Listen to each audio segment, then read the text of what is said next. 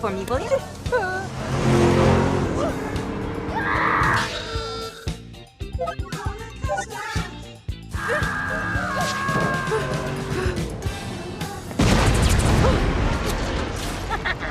What the fuck? Who did I just blow up? Either someone who wants me dead, or someone looking to collect the $500,000 reward on your head.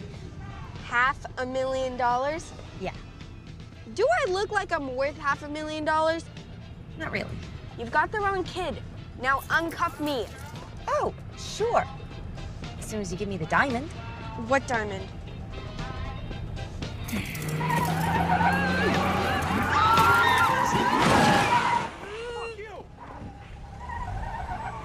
Look at me. What? I don't know nothing about no diamond. The inflection in your voice, the way you can't hold eye contact, and the fact that you're a filthy little thief all suggest that you do. Now you can give it to me, or I can give you to the man that diamond belongs to. But trust me when I say, you're not gonna like what he's gonna do to you.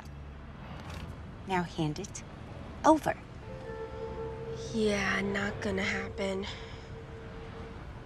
Come again? I said I can't. One more time. I can't give it to you. Why not? Because I ate it, okay?